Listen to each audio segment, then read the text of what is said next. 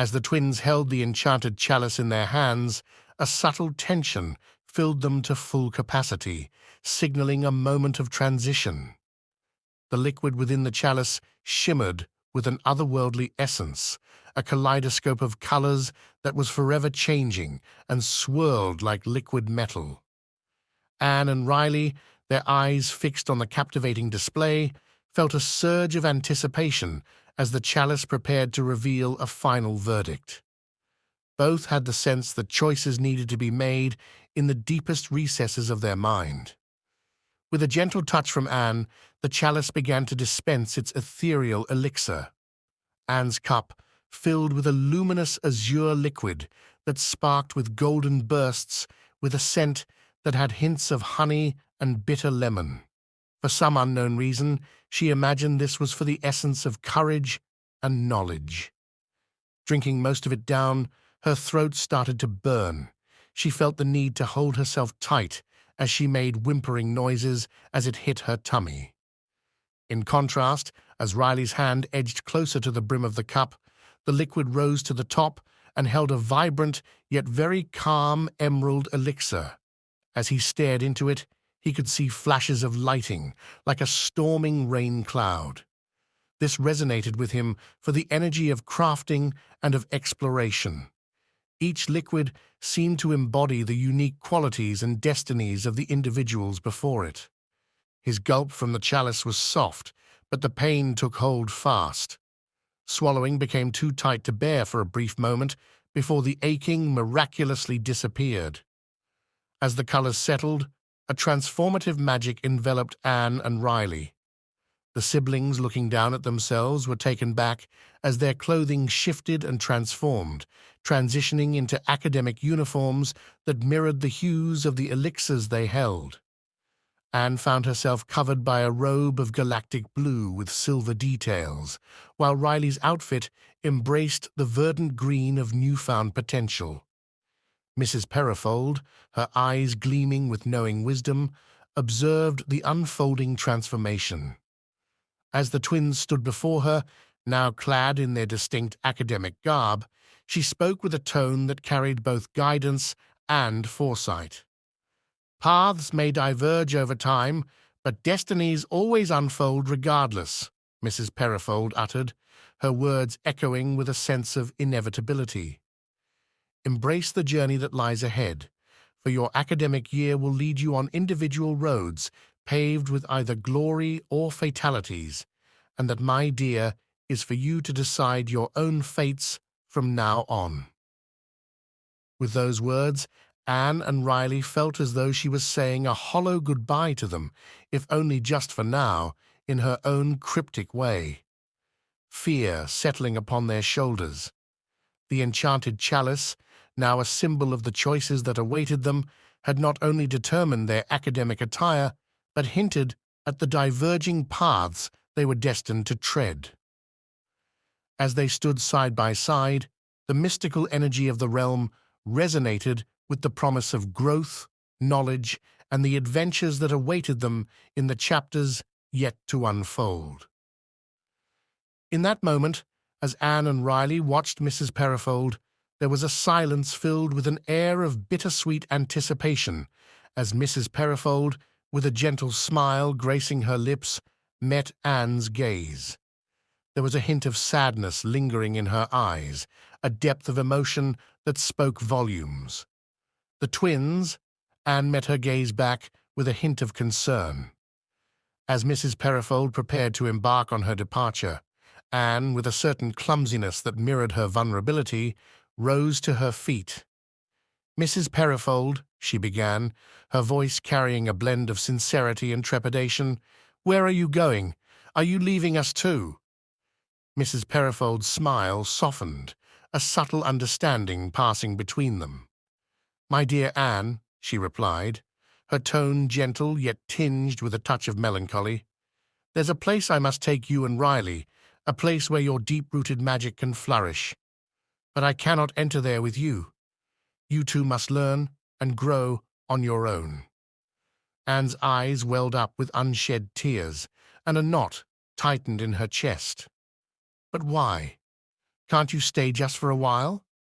We don't know anyone here, she confessed, her vulnerability laid bare. Mrs. Perifold's expression flickered, her heart touched by the genuine concern of the young girl. "Oh, Anne," she said, a wistful smile playing on her lips, "you and your brother are ready for this journey.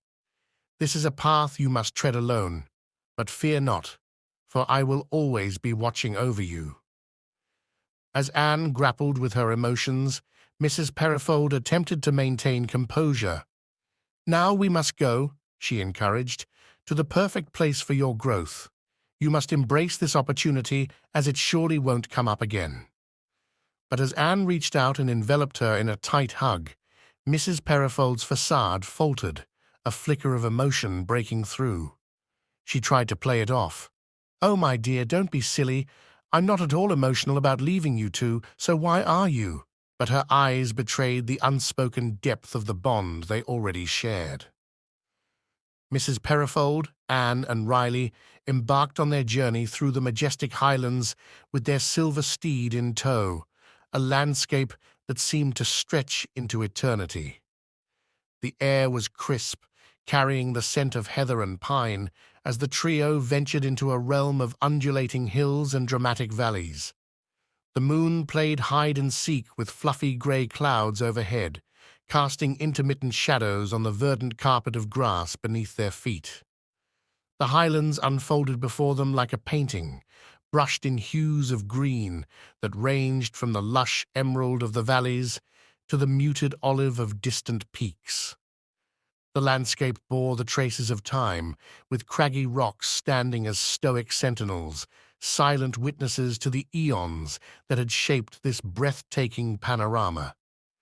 As they walked, the sound of a bubbling brook accompanied their footsteps, a musical backdrop to the serenity that enveloped the highlands.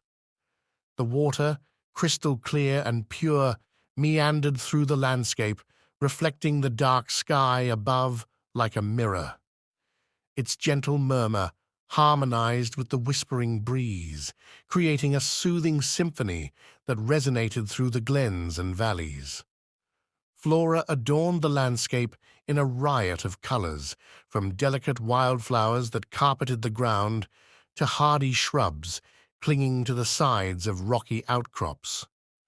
The vibrant tapestry of nature seemed to come alive with each step, as if the very earth beneath their feet pulsed with a heartbeat of its own. Occasionally, a majestic bird soared high above, riding the thermals with effortless grace. Its silhouette carved against the vastness of the sky, a symbol of the untamed spirit that pervaded the highlands. The distant cries of wildlife added a touch of mystery to the air, hinting at the unseen inhabitants of this pristine wilderness. The trio continued their ascent, the Pegasus creature moving with an otherworldly elegance. Its wings caught the moon's rays, gleaming like silver as it effortlessly glided through the crisp mountain air. The mythical creature seemed perfectly at home in this magical expanse, its presence enhancing the enchantment that hung in the highland breeze. As they reached higher elevations, panoramic vistas unfolded before them, revealing valleys and lochs that sparkled like jewels in the embrace of the surrounding peaks. The highland landscape, with its majestic grandeur and timeless beauty, served as a prelude to the adventures that awaited them going forward. Seated upon the back of the Pegasus, Mrs. Perifold held the reins of the bird-like steed with an air of graceful command. The mythical creature's feathers glistened in the sunlight, and its powerful wings beat rhythmically, carrying them through the highland skies. Anne and Riley, positioned in front of Mrs. Perifold, marveled at the breathtaking landscape unfolding beneath them. Mrs. Perifold, her gaze focused on the horizon, began to speak with a tone that resonated with wisdom and experience. "Children, as we soar towards the academy, let me share with you the history of the Eldamist Academy." Her staff, adorned with intricate runes, rested against the Pegasus's hind, a symbol of her connection to the magical forces that surrounded them. Anne looked up, her eyes filled with curiosity. "Why can't you enter the academy with us, Mrs. Perifold? You seem like a powerful sorceress." Mrs. Perifold sighed, a mixture of nostalgia and regret ringing out in her voice. "Ah, my dear Anne, the academy is a place of new beginnings, but for me, it holds memories of a time long past. I was once a student there, a seeker of knowledge and magical prowess. However, the echoes of my past choices linger, and there are doors within the academy that remain forever closed to me." Riley, ever observant, furrowed his brow. "What happened, Mrs. Perifold? Why can't you go back?" The wind carried her words as she began to recount her tale. "In my youth, I delved into forbidden magics, due to peer pressure, I guess you could say. The consequences of my actions reverberated, casting shadows that haunt the halls of the academy even now. While redemption is a path one can choose, some doors, once closed, resist the efforts of even the most repentant souls. If I step foot inside those walls, simply, it will throw me back outside." The Pegasus soared gracefully, its wings cutting through the air like a conductor, guiding a song. Mrs. Perifold's gaze turned reflective as she continued, "My role now is to guide and mentor others in my orphanage, to ensure that you, dear Anne and Riley, along with many others, avoid the pitfalls I once stumbled into. As you embark on your journey within those hallowed walls, remember the choices you make will shape not only your destiny, but the very fabric of the magical world around all of us." Anne and Riley exchanged glances, absorbing the weight of Mrs. Perifold's words. The Pegasus descended towards the academy, its wings gracefully folding as they approached the grand spires and towers that marked the entrance. Mrs. Perifold's eyes held a mix of pride and caution as they prepared to land, the academy awaiting the arrival of its newest students. As the Pegasus descended gracefully onto the grounds of Clifftop, where the academy rested, the majestic creature's wings folded with a whisper, settling Anne, Riley, and Mrs. Perifold gently onto the magical terrain. The air sang with an otherworldly energy as they touched down, the school's ancient stones beneath them resonating with centuries of enchantment. Mrs. Perifold dismounted with a measured grace, her eyes fixed on the imposing gates of the academy. The wrought-iron barriers stood tall, bearing symbols of arcane knowledge and mystery.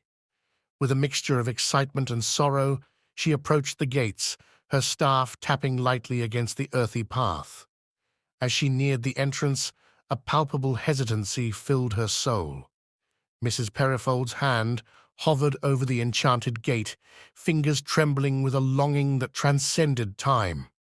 The magic within her resonated with the school's essence, and for a moment, a flicker of hope danced in her eyes as watery pools filled the corners. However, the weight of her past choices bore heavily upon her, and the ache of forbidden knowledge denied entry lingered in the lines etched upon her face. The gates remained impassive, unwilling to yield to the touch of one whose history was etched with both brilliance and regret. Anne and Riley watched, their hearts heavy with empathy, as Mrs. Perifold hesitated before the enchanted entrance. Her breath was shallow with an aching, as if the very landscape held its breath in acknowledgement of the poignant moment unfolding. The pupil's anticipation transformed into a quiet realization, understanding the complex emotions etched on their mentor's face. Realizing that she really cannot get through those beautiful gates. With a sigh that carried the weight of countless memories, Mrs. Perifold withdrew her hand, turning away from the gates with a sense of acceptance.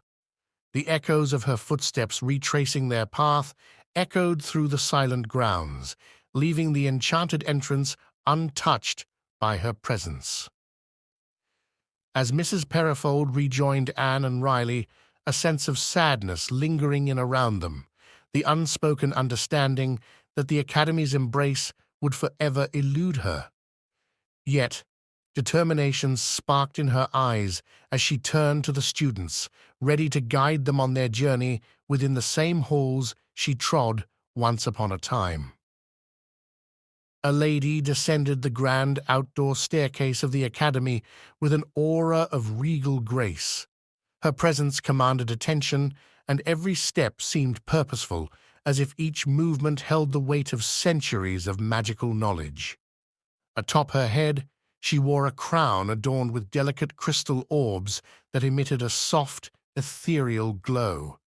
The orbs hovered like miniature constellations, casting a gentle radiance that framed her face in an otherworldly light. Strands of ebony-brown hair, streaked with threads of moonlight, cascaded in elegant waves around her shoulders. Her eyes, a mesmerizing shade of azure, gleamed with both ancient wisdom and a spark of curiosity. They seemed to hold secrets as vast as the universe itself, reflecting the mysteries concealed within the very walls of the Academy. Dark, finely arched eyebrows framed her eyes, adding a touch of sternness that spoke of the responsibilities she bore. A regal robe of deep indigo adorned her form, trailing behind her like the cloak of the night sky. Intricate embroidery adorned the fabric, depicting arcane symbols and starlight that seemed to shimmer in harmony with her every step.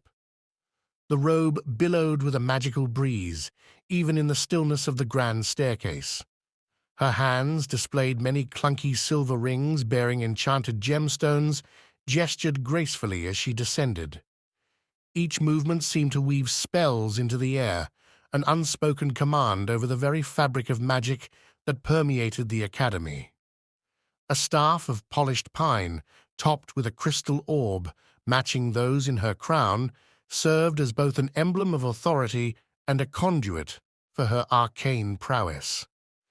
Beneath the flowing robe, her attire hinted at timeless elegance.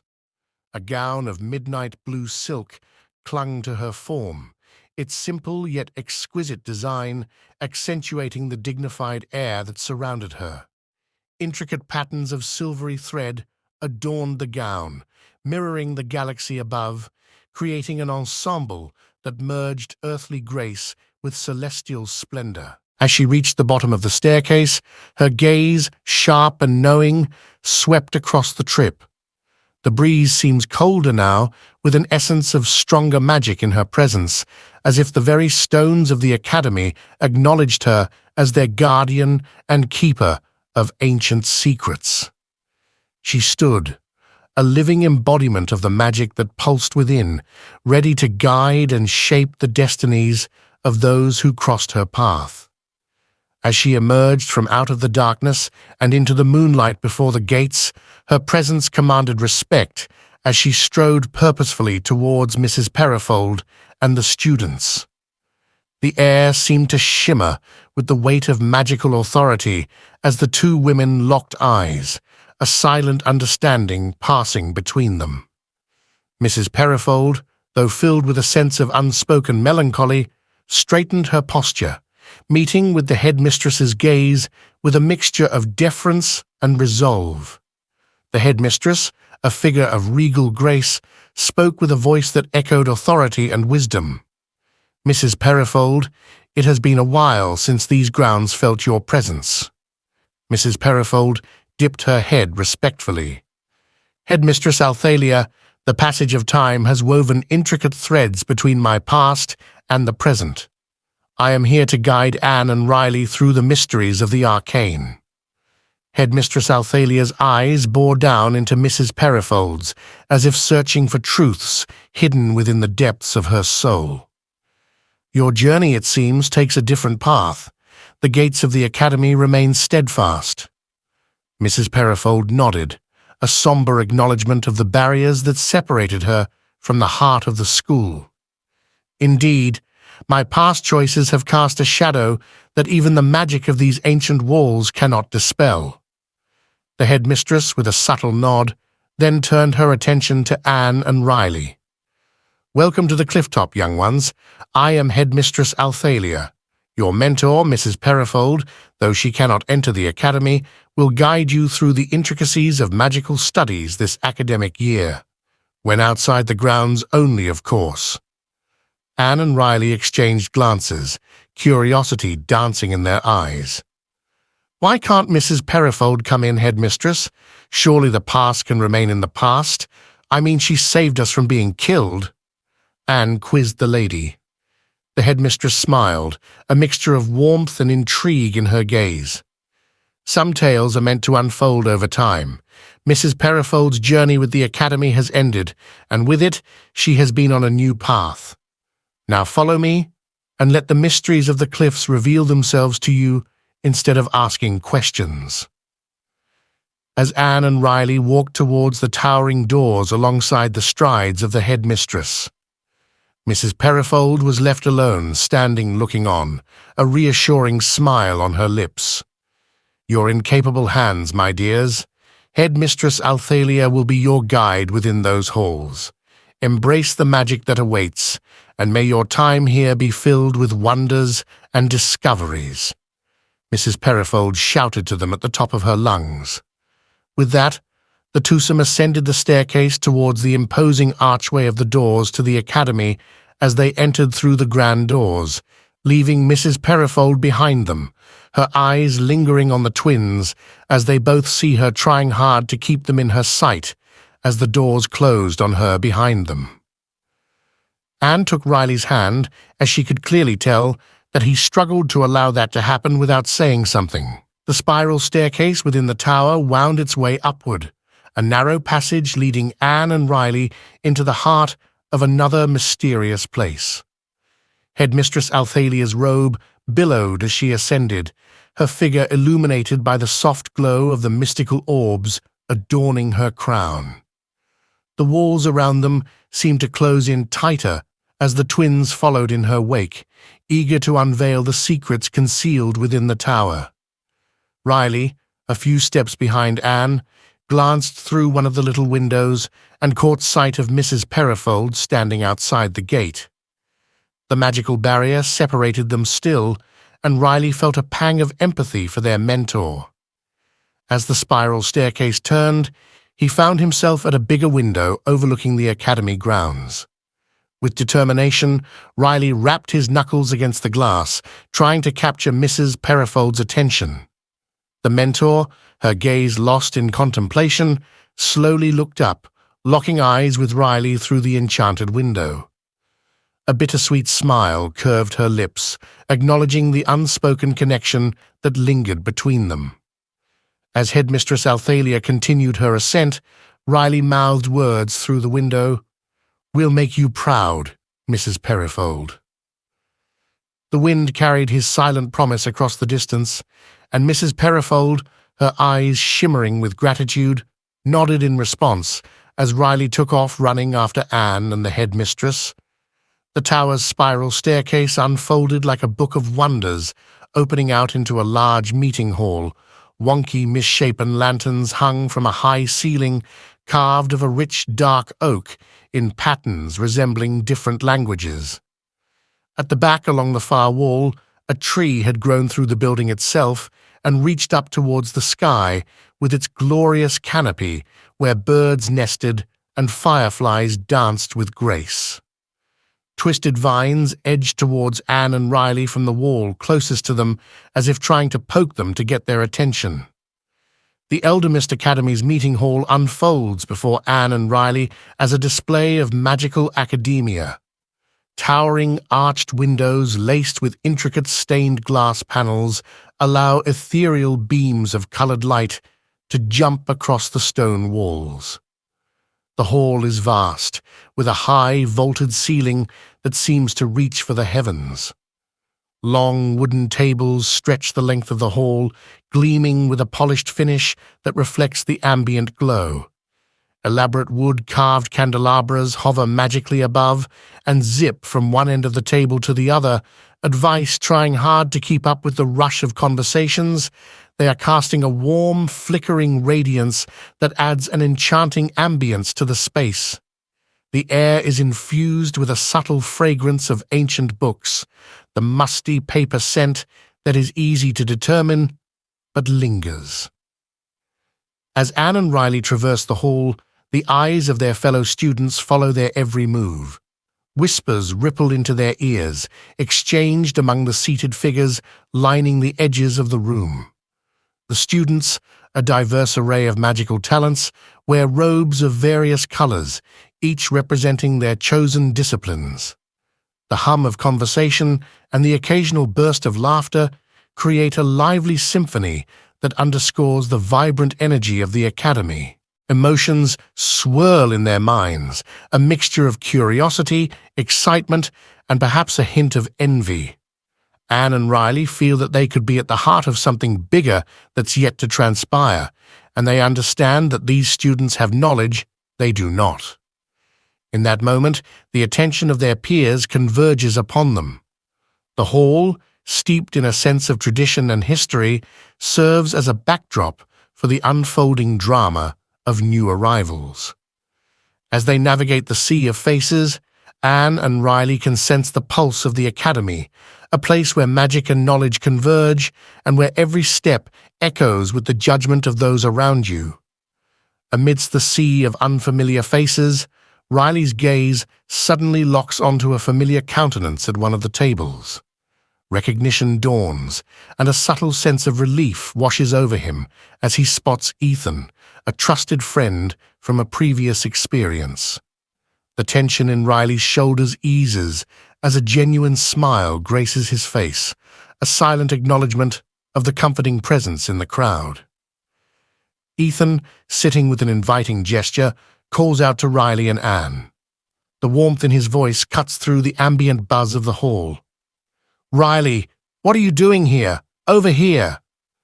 The relief intensifies as Ethan's familiar voice acts as a beacon, guiding them to a sanctuary amidst the curious gazes of their fellow students. Riley, feeling the weight of prying eyes lifting, leads Anne to join Ethan at the table.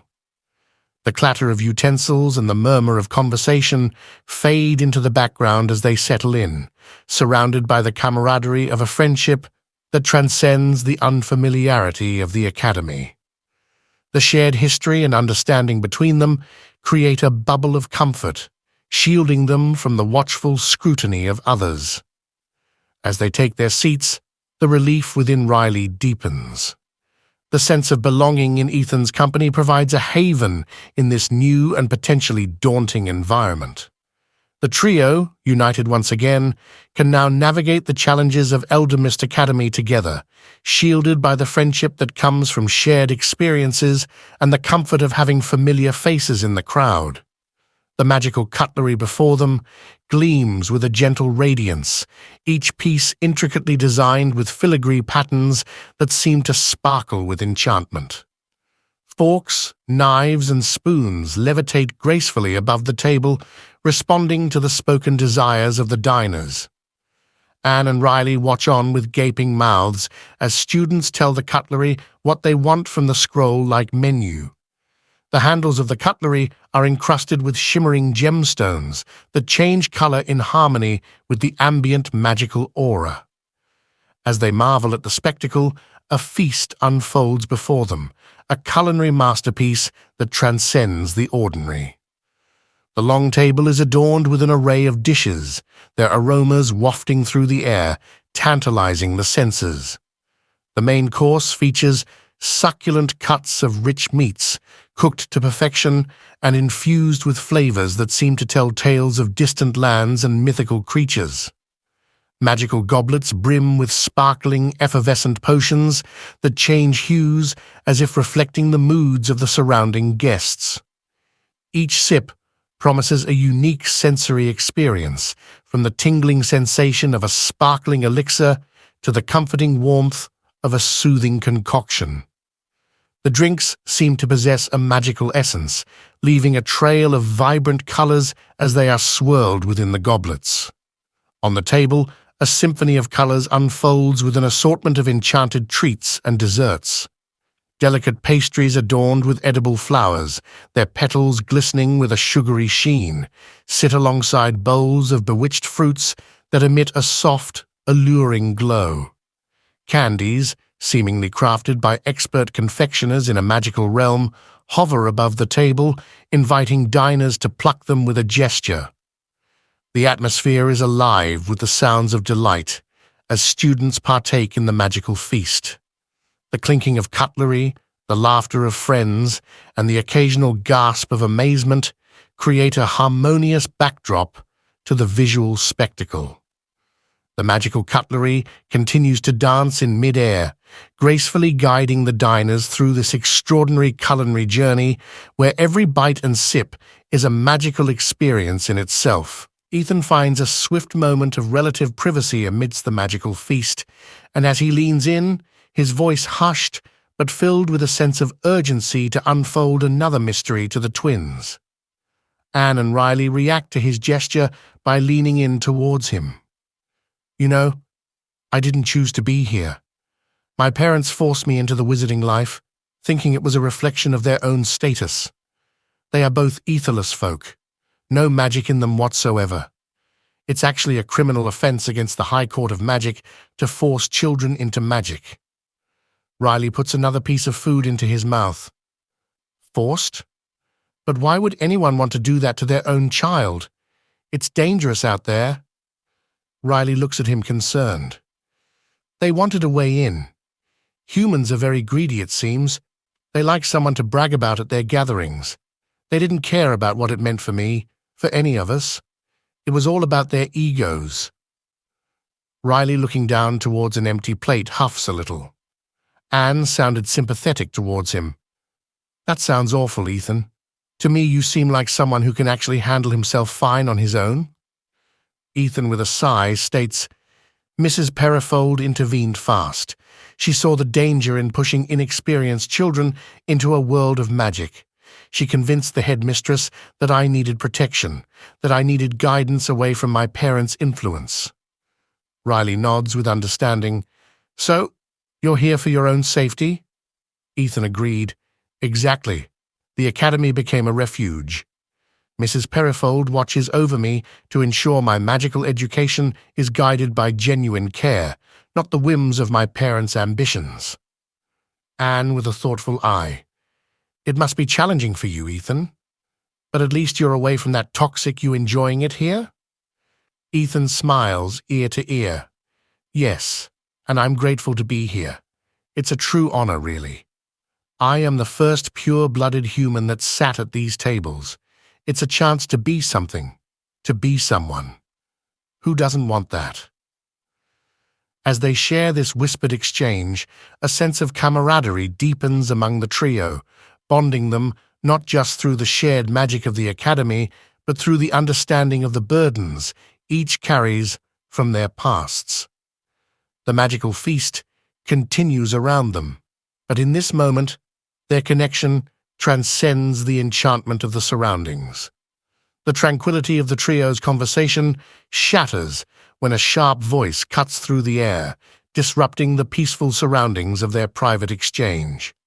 A female student, with a sneer on her face, addresses Ethan with a cutting remark. "Lonely no more, I see, Thornweld. Do your friends know you are a low-life coin-caster trying to blend in with the real magic folk?" Her voice is annoyingly high-pitched and squeaky-sounding. Ethan's expression tightens, and Anne and Riley exchange concerned glances as the derogatory term hangs heavily in the air. The once welcoming atmosphere now carries an undercurrent of tension. Riley becomes defensive. "What's your problem? Can't you see we're just trying to enjoy our food?" Smirking down at Riley as she towers above him, she leans into his face, getting close and personal. "So you are in support of criminals, then, new boy? More idiots pretending to be wizards. Coin-casters like him have no real power. They just buy their way in. No match for witches or wizards like me who deserve to be here." Anne, with a firm tone to her voice, "That's enough. We're all here to learn and grow. Mocking someone won't make you a better wizard. Back off, or I will make you."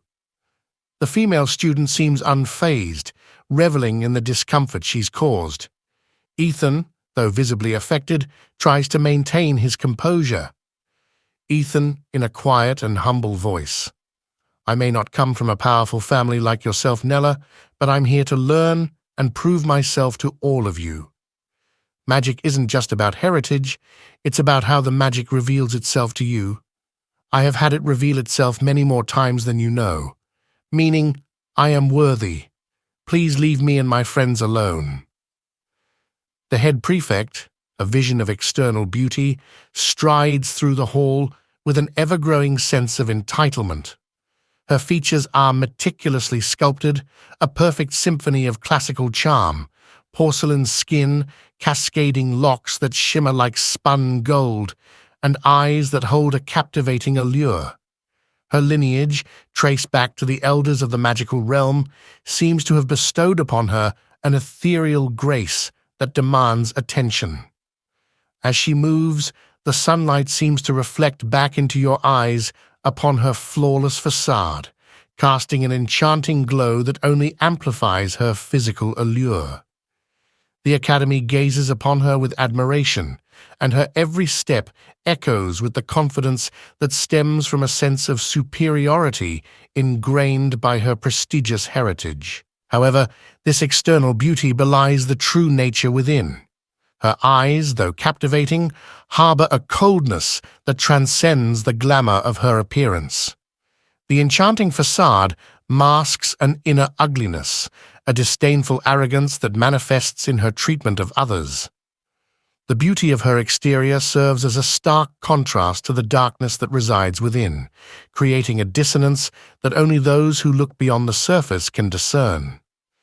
Despite her charm and apparent perfection, the head prefect's heart, tainted by the poison of arrogance, leaves a trail of discord in her wake.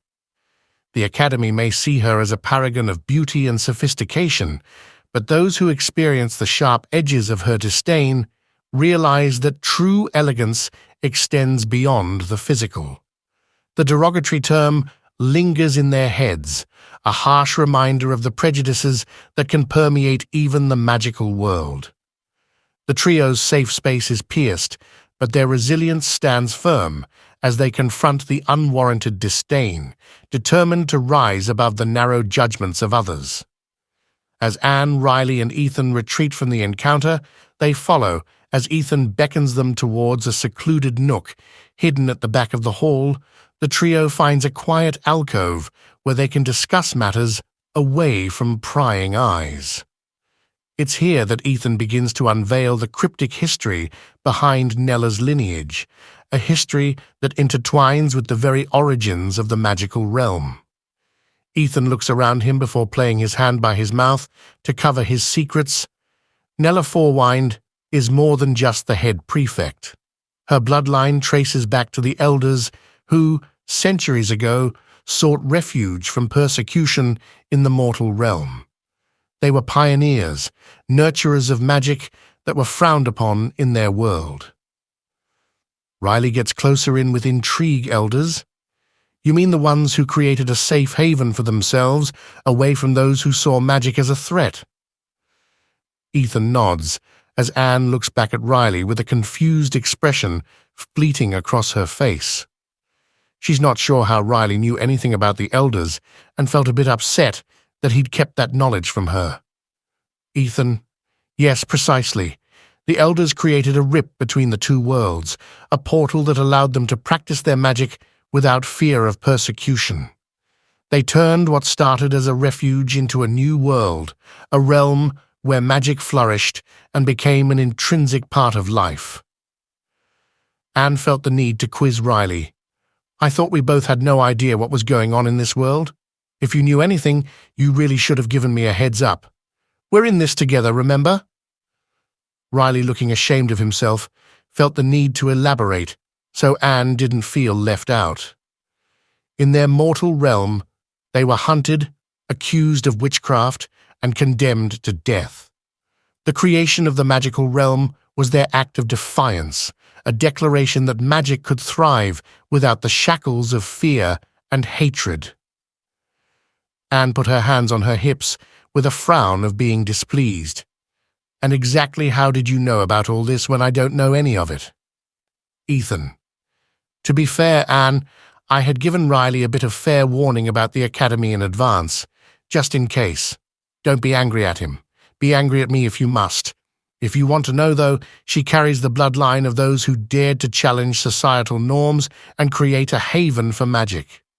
But somewhere along the line, the essence of that rebellion twisted into a form of elitism, and she seems to believe it gives her the right to assert dominance.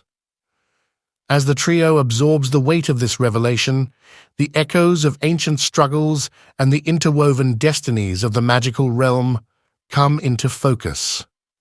Nella's connection to the elders paints her in a new light, a figure straddling the line between heritage and the burden of maintaining a legacy that over time has evolved into something more complex and at times darker than its origins. In the Grand Hall of Eldamist Academy, Anne's attention is drawn to a magical spectacle unfolding at a distant plateau where the headmistress orchestrates a mesmerizing distraction. From Anne's perspective at the other end of the hall, the tableau is a convergence of ethereal beauty and mystical craftsmanship. At the heart of the plateau, an ancient tree stands tall against the back wall, its branches extending in an intricate web of bark and vines that seems to defy the laws of space. The tree appears to grow through the very fabric of the room, roots entwining with the enchanted architecture, creating an awe-inspiring fusion of nature and magic. The leaves move on a wave of air that no one feels but can only see, casting a peaceful mood. Surrounding the ancient tree, a myriad of magical flora blooms in vibrant hues. Flowers with petals that shift into different colors, creating a mesmerizing iridescent story. The air is imbued with the sweet scent of exotic blooms, a fragrance that hints at the otherworldly nature of the flowers. As the headmistress weaves her spell, the plateau transforms into a stage for a song of magical creatures. Giant butterflies flutter around her in uniform, leaving trails of sparkling dust in their wake, while miniature pixies perform acrobatic feats in mid-air by her wand. The creatures seem to respond to the headmistress's command, creating a harmonious display that captivates the attention of every student in the hall. In the center of this magical display, a crystalline pool reflects the enchanting scene as the headmistress plays to her audience. She gets submerged by the water as it creates a bubble effect around her aura. Yet the headmistress continues online normal, the heavy weight of the water barely impacting her, amplifying the visual splendor. Liquid light ripples across the pool's surface, mirroring the vibrant hues of the magical tableau. The pool is edged with intricate crystals that lay around the pool as a semicircle. As Anne watches from a distance, the distraction becomes a breathing painting of magic, a testament to the Academy's mastery over the arcane arts. The distant plateau suddenly emerges from out of the depths of the water that swallowed the headmistress, revealing a stand with an ancient book resting between two miniature statues of beasts. The opening ceremony unfolds in the Grand Hall of Eldamist Academy, where the headmistress, a figure of regal authority, steps forward to address the latest cohort of first-year students. With a subtle tap on her chest, the ambient sounds hush, and her voice resonates as if amplified by magic, capturing the attention of every student. Headmistress. Welcome, esteemed students of Eldamist. I am Headmistress Althalia, and it is my pleasure to guide you through the wondrous journey that awaits. Here, in the very halls where legendary wizards once sat, you shall embark on a path of magical discovery.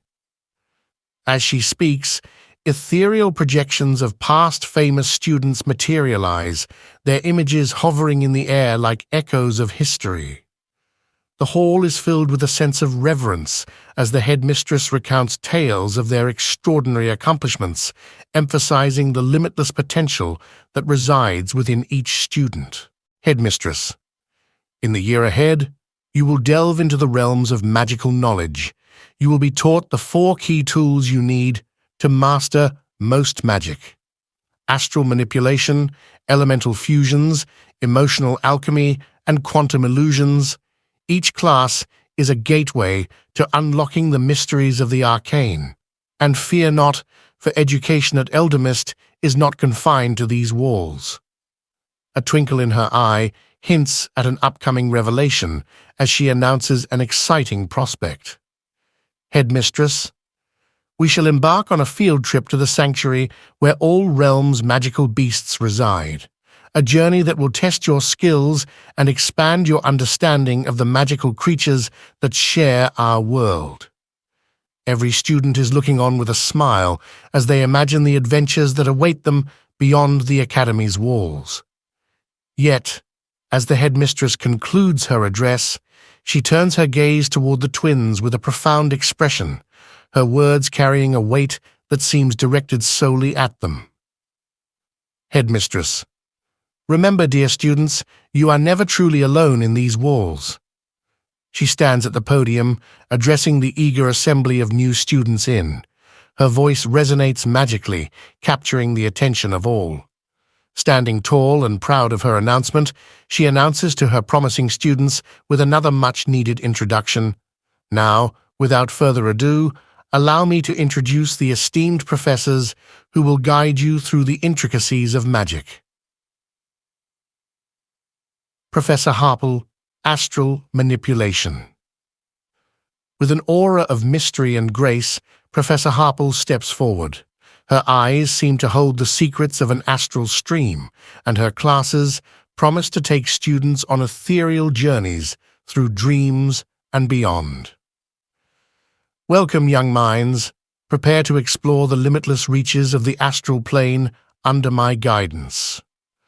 The headmistress continues, Professor Embervert, Elemental Fusion. Professor Embervert strides to the forefront, a living embodiment of elemental energy. Flames shoot out of his fingertips, and a gust of wind follows his every movement as his hair billows behind him. Greetings, future elementalists.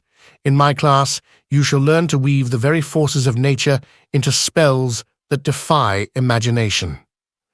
Professor Veilstrom, Emotion Alchemy. The headmistress speaks as clear as water itself. Professor Veilstorm exudes empathy and a profound understanding of emotions. She addresses the students with a soothing voice. Welcome, enchanters of the heart. Together, we shall unravel the mysteries of emotion alchemy, turning the tapestry of feelings into spells of unimaginable beauty or destruction. Last but not least, Professor Orion Quasar, Quantum Illusions. Professor Quasar, with an air of intellectual brilliance, steps forward. His eyes sparkle like distant stars, and his presence resonates with the mysteries of the quantum realm. Greetings, young minds. In Quantum Illusions, you will embark on a journey to manipulate reality itself, creating illusions that defy the laws of the mundane world.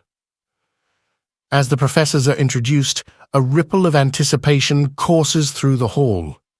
The students gaze at their future mentors, eager to embark on a magical education guided by these distinguished figures. The stage is set for a transformative year at Eldermist Academy, where the realms of astral, elemental, emotional, and quantum magic await exploration.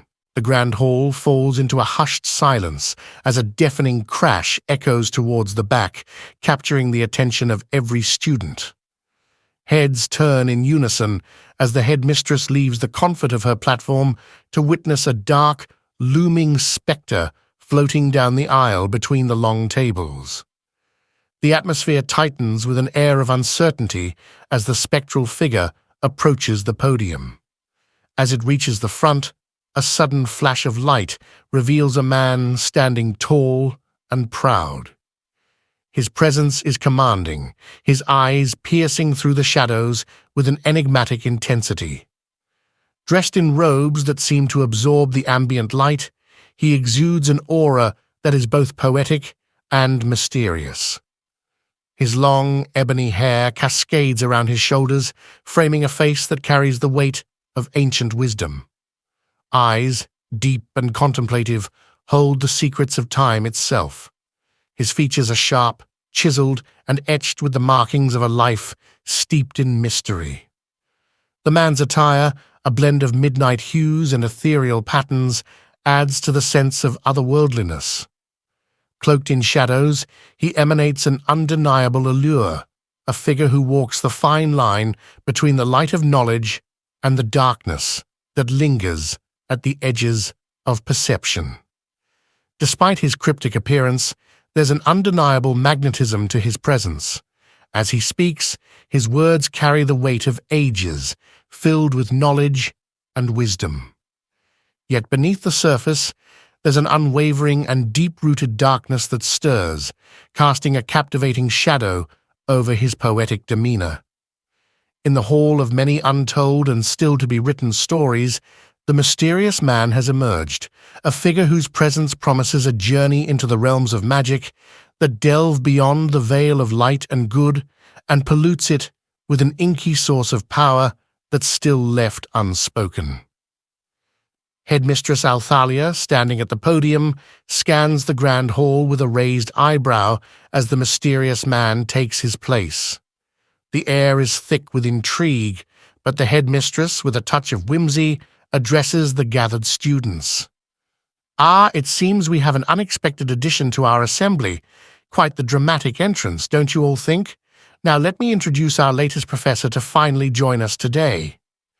She pauses for dramatic effect, a playful glint in her eyes, before turning towards the latecomer who stands at the back, shrouded by shadow, only his eyes seen glistening in the dark. This, dear students, is Professor Shadowspear. Apparently, time doesn't have the same constraints for him as it does for the rest of us. He's our last standing and remaining ancient magic user. A few chuckles ripple through the crowd, breaking the tension in the hall. Professor Shadowspear sneers at those who laugh at his name, looking down upon them over the bend of his nose and into the very souls of those students who dared to mock him. He specializes in the power behind cursed magic, the kind that makes your cauldron bubble over in protest. But fear not, he's the only one allowed to teach it. And who knows, maybe he'll impart some of his timeless wisdom on being fashionably late to every party he's invited to. The hall erupts into laughter, and Professor Shadowspear clutches his chest and looks towards the headmistress with narrowing eyes of disdain. The students look on with a mix of curiosity and amusement, knowing that the ancient magic professor might just add a touch of the extraordinary to their magical education, although be it somewhat terrifying to look at him.